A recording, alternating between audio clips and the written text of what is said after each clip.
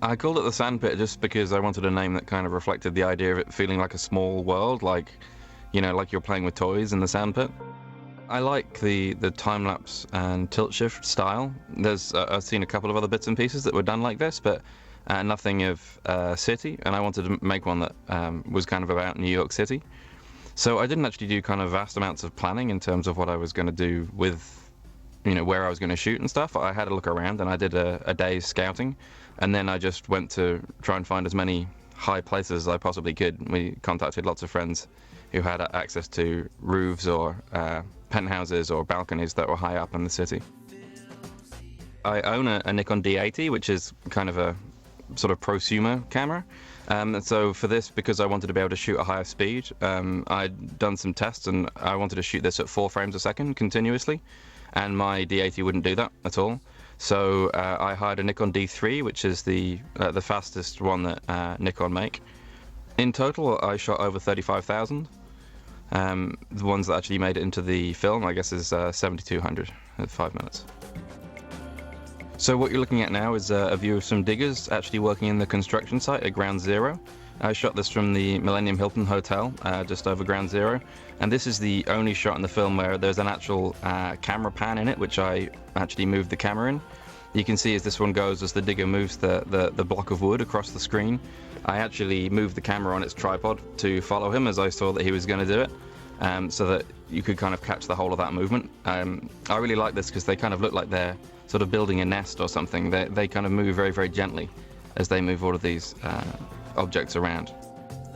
I'd done a sun study beforehand so that I knew where the shadows would be falling for each given place, and I planned out my route basically based on when the sun would be best for each shot. Actually, I bought a very like a low-res LiDAR 3D model of New York, and then I set up a sun study in 3ds Max, which is a piece of software I've used quite a lot as a CG artist, and it has a built-in sun system which you can plug in the date and the time, and then use that to generate the sun and the shadows for each shot, so you know where they'll fall. All the photos came in obviously as stills, not as videos, so I graded all of them in Adobe Lightroom, and then I edited them together in Adobe Premiere, and then I did the compositing in Fusion, which is by Ion. So basically, because I had to shoot quite a lot of this stuff without a tripod, what you do is you pick points on the image which you know aren't going to move, like the corner of a railing or the corner of a window, that kind of thing. You get 2 or more, and then the software will actually look at where those points are in the image each time and kind of move it around so that those points always stay in the same place.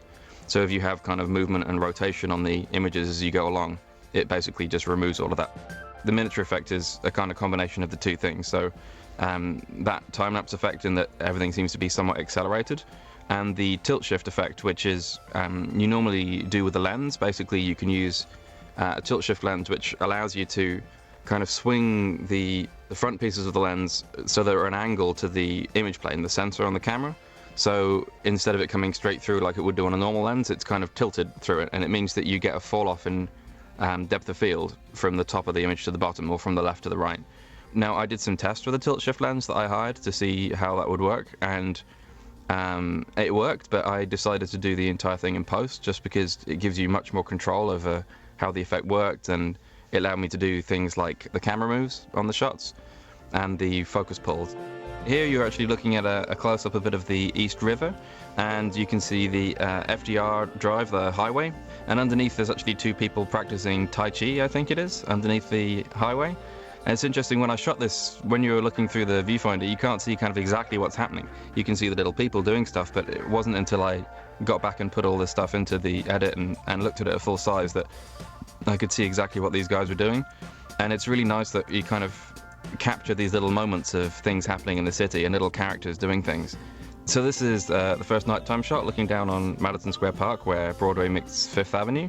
And actually, for the nighttime shots, instead of shooting 4 frames a second, I was actually shooting with 2 seconds per frame.